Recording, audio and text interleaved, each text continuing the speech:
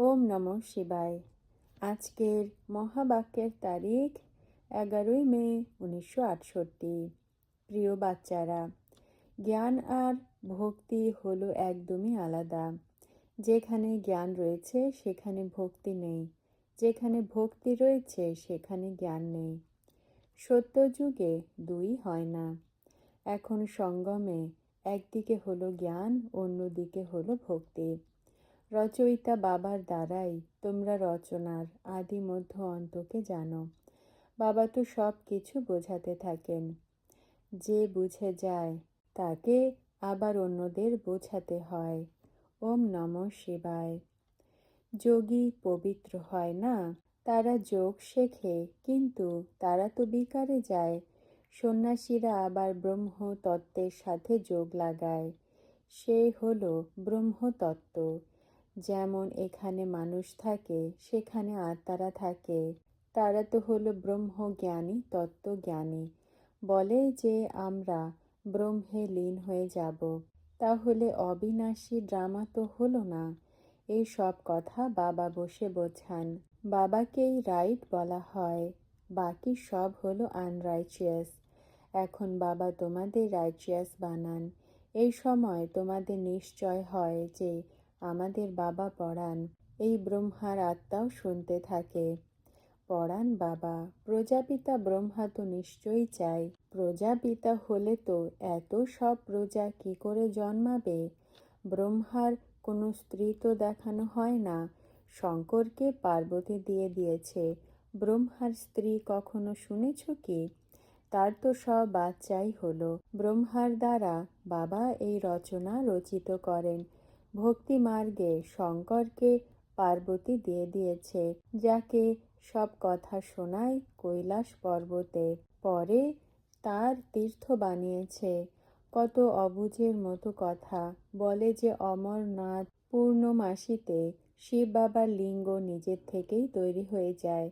এখন তাহলে নিজের থেকে কি করে হতে পারে?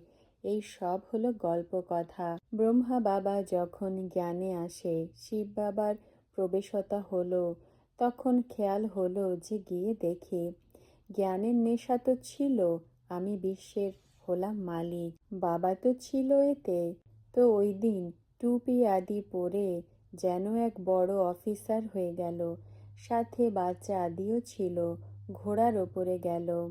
এরপর ওয়ান্ডার খেয়ে গেল যে কত মিথ্যা রয়েছে। অমরনাথের যাত্রা করেছে এই তন দ্বারা, তো একে বলা হয় যেন পুতুল পূজা, যেন অভ্যাসের মার্গ। এরপর এর ওপরে গীতও বানিয়েছিল।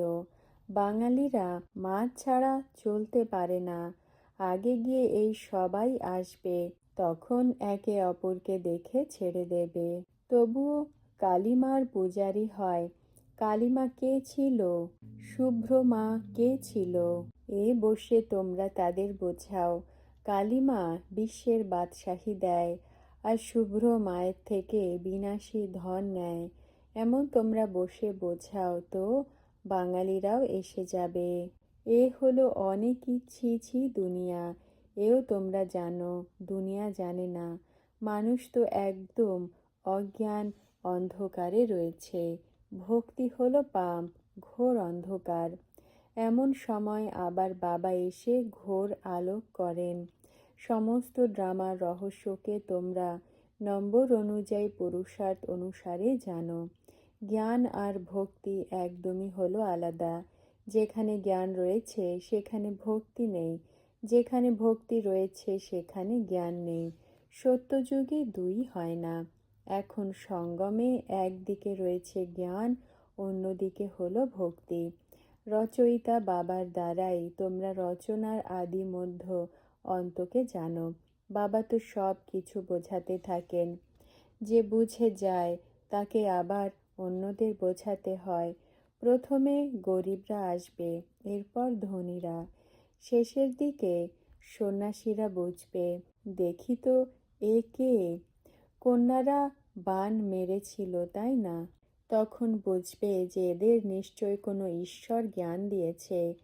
তাড়াতাড়ি বুঝে যাবে। মনে করো যদি চিন্ময় আনন্দকে নিজের বানানো হয়, কি করে বলবে যে কৃষ্ণ ভগবানুবাজ নয়, শিব ভগবানুবাজ? সবাই বলবে এর জাদু লেগেছে। কত অধ্যায় বসে শোনায়, অনেক মানুষ চায় শুনতে। যখন বাচ্চারা তার সাথে দেখা করে আর বোঝায় যে কৃষ্ণ গীতার ভগবান নয়, কৃষ্ণ তো পুনর্জন্মে আসে, তো বলে দেয় যে সবই হলো এক, তাড়িয়ে দেয়, তোমরা মহাবীর হবে। মহাবীর জুতোর ওপরে গিয়ে বসেছিল, শুনত। এরপর তাদের গ্রাহককে ধরত। তখন তারা মনে করবে যে এ তো ব্রহ্মার কাছে যায়, নিশ্চয়ই আমার কাছে ভালো সুখ মিলেছে অথবা জাদু লেগেছে। সেই সময় আসবে যখন বলবে যে এ হলো ভগবানের জ্ঞান নাকি শ্রীকৃষ্ণের জ্ঞান। ভগবানকে সর্বব্যাপী বলে কত গালি দিয়ে দিয়েছে। বাবা বলেন, আমি যার ওপরে দয়া করি, উপকার করি, সে আবার আমাকে গালি দিয়ে অপকার করতে লেগে পড়ে। তবুও আমি তার ওপরে উপকার করি। আমি কোনোই রাজ্য ভাগ্য নেই না। মানুষ কখনো নিষ্কামী হতে পারে না, অহংকার না আসে, এই জন্য বলে দেয় নিষ্কামী সেবা। ফলের ইচ্ছা নেই, কিন্তু ফল তো নিশ্চয়ই মেলে। নিষ্কাম সেবা তো একই বাবা করেন। তাই তো বাচ্চাদের নমস্কার করেন। 5000 বছর পরে এসে বাচ্চাদের দেখেন, খুশি হয়ে যান, আমার ভালো পাঠ মিলেছে। সর্বের সদ্গতি করতে কেমন পার্ট প্লে করি তা তোমরা বাচ্চারা জানো। বাপ দাদা বাচ্চাদের মুখ দেখলো, বাচ্চারা বাপ দাদার মুখ দেখলো, এ কোনো কম কথা কি? যেমন বাবা হাইয়েস্ট, তেমন হলো বাচ্চারাও। যেমন বাবা উঁচুর থেকে উঁচু, তেমন বাচ্চারাও হলো উঁচুর থেকে উঁচু। সমস্ত দুনিয়াতে উঁচুর থেকে উঁচু বাপদাদা আর বাচ্চারা। এতটা গর্ব হয়। এই নেশা স্থায়ী হওয়া উচিত। আমরা উঁচুর থেকে উঁচু বাপদাদার বাচ্চা, তো আমরাও তো হলাম উঁচুর থেকে উঁচু, দেবতাদের থেকেও উচ্চ হলাম। এতটা নেশা আর জ্ঞান বাচ্চাদের বুদ্ধিতে রয়েছে। বাবা বাচ্চাও মনে করেন, আবার অতিথিও মনে করেন। অতিথির বাচ্চাদের বাপ দাদাকে সামলাতে হয়। বাবা বলে দেন অতিথিদের খাতির যত্ন করবে। শিব বাবার হলো ভান্ডারা, এ হলো উঁচুর থেকে উঁচু শিব বাবার ভান্ডারা। বাচ্চাদের যা চাই ব্রাহ্মণীকে হুকুম করো। ব্রাহ্মণীকে আবার সবার কাছে জিজ্ঞাসা করতে হবে। বাবাও ওয়ান্ডারফুল, যা কেউই জানে না। এরপর তোমাদের ওয়ান্ডারফুল বিশ্বের মালিক বানান। জ্ঞানও ওয়ান্ডারফুল, কারো বুদ্ধিতে বড় মুশকিলেই বসে। তোমরা শোনো 5000 বছর পরে, যার দ্বারা তোমরা এতটা উচ্চ পদ প্রাপ্ত করো, জ্ঞানও ওয়ান্ডারফুল পাও। আচ্ছা, নিজেকে আত্মা মনে করে বাবাকে স্মরণ করো, তো এই বিষয় সাগর পার হয়ে যাবে। স্মরণ করতে করতে ওপারে পৌঁছে যায়। বাবা হলেন মাঝিও। পাথর নুড়িতে মাঝি কি করবে? বাচ্চারা বোঝে শিব বাবা হলেন বাগানের মালিকও, মাঝিও, পতিত পাবনও। উঁচুর থেকে উঁচু বাবার মহিমাও উঁচুর থেকে উঁচু। থাকার স্থানও হলো উচ্চ। তোমরা বাচ্চাদের থেকেও একটু উপরে বাবা থাকেন। জানো কি? সাধু সন্ত মহাত্মা আদি সবই যারাই সাধনা করে থাকে, তাদের হলো সীমিত জগতের জ্ঞান। মকর পাখি এসে যেমন ফসল সব খেয়ে চলে যায়, এই সাধু সন্তরাও হলো যেন মকর, যা খেয়ে দিয়ে শেষ করে দেয়। বাবা নিন্দা করেন না, বাবা বোঝান এও ড্রামাতে এদের পাঠ রয়েছে। বাবা বোঝান যে এই ভক্তি মার্গের অনেক গুরু রয়েছে। বলে যে এ তো হলো চড়াই, যেখান থেকে যাও না কেন রাস্তা মিলে যাবে, কিন্তু এটা কোনো হিমালয় পাহাড় থোড়াই। বাবা বলেন, I am your obedient servant. তোমরা আহ্বান করো যে এসে পতিত থেকে পাবন বানাও। বাবাকে স্বর্ণকার ধোপাও বলা হয়ে থাকে। বাবা বাচ্চাদের উপার্জন করা শেখান। এই উপার্জন সেই উপার্জন নয় যা সাধু সন্তদের উপার্জন। এ তো বাচ্চাদের 21 জন্মের জন্য উপার্জন করান। এখানে মহল বানায় না, তোমরা শিব বাবার থেকে নিয়ে থাকো। দেওয়ার তো কোনো কথাই বলা উচিত নয়। তোমরা বাচ্চারা এই নলেজ কতবার নিয়েছ? বাবা কতবার এসেছে? এই তনে এসে বাবা বলেন, অনেকবার সৃষ্টিকে পাল্টেছি। স্মরণের যাত্রাই হলো মুখ্য। দুজনে একত্রিত বসে রয়েছে, তাও স্মরণ টেকে না।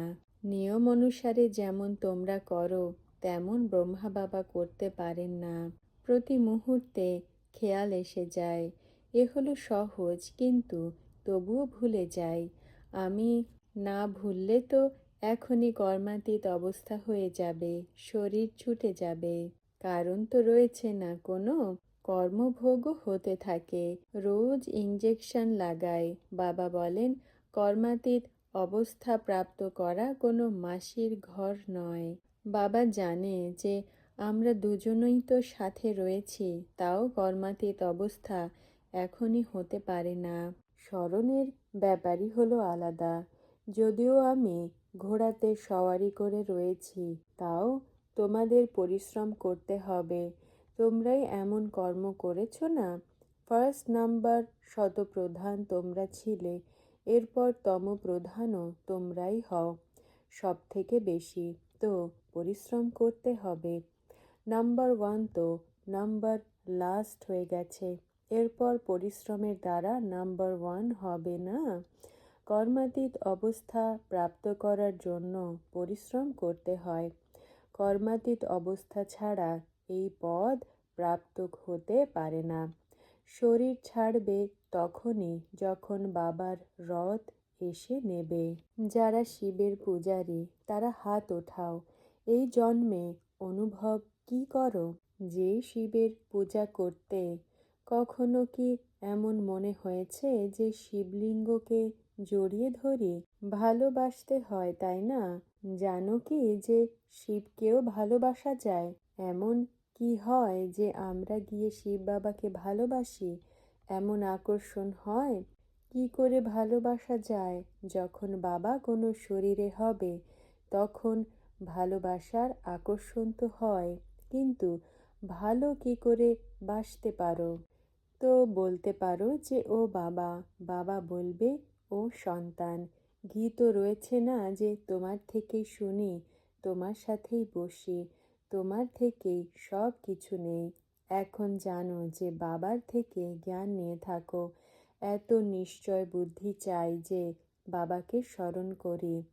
স্মরণ ছাড়া বিকর্ম বিনাশও হতে পারে না। যে বাচ্চারা শোনে তারা বলে যে হ্যাঁ, বাবার স্মরণ ছাড়া বিকর্ম বিনাশ হতে পারে না। তো তিনি হলেন পতিত পাবন, যিনি বাচ্চা বাচ্চা বলেন। কতটা দূর দূর থেকে বাচ্চারা আসে। কোনো সাধুর কাছে আসে কি? সন্ন্যাসীর কাছে? কার কাছে আসে? যে আমাকে স্মরণ করে আমিও তাকে স্মরণ করি, সে পাবন হয়ে যায়। আর যেমন আমি জ্ঞানের সাগর, তেমন সেও হয়ে যায়। এমন কেউই নেই যে সৃষ্টির আদি মধ্য অন্তের নলেজ শোনাবে। মূল কথা হলো স্মরণের। একে যোগ বলা হয়। এখন বাবা নিজে আত্মাদের বলেন যে বাবাকে স্মরণ করো। স্মরণ করো যে তমপ্রধান হয়ে পড়েছ, এরপর শতপ্রধান হয়ে যাবে। এই জ্ঞান রয়েছে যে আমরা বাবার থেকে রাজ্য ভাগ্য নেব। আমরা বাবার সাথে ঘরে চলে যাব। ব্যাস, আর তো কোনো কথা স্মরণ করতে হবে না। আচ্ছা, টাইম হয়ে গেছে বাচ্চাদের। সেখানে বসে ক্লান্ত তো হয়ে যাও না? যখন বসে ক্লান্ত হয়ে যায় তখন বাবার সাথে চক্র লাগায়। বাবাকে নিশ্চয়ই স্মরণ করতে হবে। বাবা কি বলেন যে বাবাকে স্মরণ করো তো বিকর্ম বিনাশ হবে। স্মরণ করো, স্মরণ করো, অভ্যাস করো, তো সব দুঃখ থেকে পার হয়ে যাবে। আর কল্প কল্প তোমাদের এই বিষয় সাগর পার হয়ে যাবে। তো যে এই সাগর পার করিয়ে দেন তাকে ভোলা উচিত নয়। বাবা এমন তো বলেন না যে এক জায়গায় বসে থাকো। উঠতে বসতে বাবাকে স্মরণ করো, চিঠি লেখো, শিব বাবার কাছে যাও। এতে এই নোটস আদিও করার দরকার নেই। মানুষ তো লেখে, কলম পেন্সিল তো জন্ম জন্মান্তর উঠিয়েছ। এখন এর কি প্রয়োজন রয়েছে? 84 জন্মের রহস্যকে বুঝে বাবার সাথে মিলেছ। এখন লেখার আর কি বাকি রয়েছে? অনেক লিখেছ, অনেক পড়েছ, তো এখন সব ভুলে যেতে হবে। এখানে কি রাখা আছে? পাবন দুনিয়াতে রাখা রয়েছে, নাকি শান্তিধামে কিছু রাখা রয়েছে, নাকি এই দুনিয়াতে কিছু রয়েছে? তো শান্তিধাম আর সুখধামকে স্মরণ করো। এখানে কি রাখা আছে? অন্য সব কথা যা রয়েছে সব ভুলে যাও। দেহ সহিত সব কিছু ভুলে ব্যাস এক বাবার সাথে ঘরে যেতে হবে, এটা স্মরণে রেখো। শাস্ত্রে লেখা রয়েছে যে বাবা যখন আসে তো সবার পাপ গ্রাস করে নেন। তোমরা শিব বাবার স্মরণে নিজের পাপ গ্রাস করে নাও। বাকি এমন নয় যে বাবা আসলে পাপ বের হয়ে যাবে, এটা ভুল। বাবাকে স্মরণ করতে হবে। বাবাকে স্মরণ করলে তোমরা বাচ্চাদের পাপ ভস্ম হয়ে যায়। কিন্তু এতেও যে যতটা সত্যিকারের স্মরণ করে তো পাপ ভস্ম হবে। এখানে তো পুরুষার্থ করো। এই শরীর এই পুরনো দুনিয়া ছেড়ে বাবার কাছে যেতে হবে। এমন করে নিজেদের ঘরেও পুরুষার্থ করতে থাকে যে ফেরত যেতে হবে। এখন কেউই যাবে না। যদি কেউ শরীর ছাড়ে তো আবার ফেরত এসে যাবে। আচ্ছা, বাচ্চাদের গুড মর্নিং আর নমস্কার। আজকের বরদান। ইন্দ্রপ্রস্থের পরিভব। ব্যাখ্যা। তোমরা বাচ্চারা নিজেকে ইন্দ্রপ্রস্থের নিবাসী মনে করো। দেহ অভিমানে ইন্দ্রপ্রস্থ নিবাসী হতে পারে না। ইন্দ্রপ্রস্থের ইন্দ্রসভাতে পরীরা হয়, নাকি দেহ অভিমানী মানুষ? পরীরা দেহ অভিমানের দুর্গন্ধ থেকে দূরে থাকে। ফরিস্তা অর্থাৎ 1 সেকেন্ডে এই দেহের দুনিয়া থেকে ঊর্ধ্বে নিজের আসল স্থিতিতে স্থির থাকে। এই ড্রিল করতে পারো? তো চেক করো। যখন চাও, যেখানে চাও, যতটা সময় চাও এমন স্থির হতে পারো কি? জ্ঞান আর যোগের পাখা মজবুত রয়েছে। আত্মার হালকা ভাব আর বুদ্ধির সূক্ষ্মতা হলো সাধন এই অলৌকিক ড্রিলের।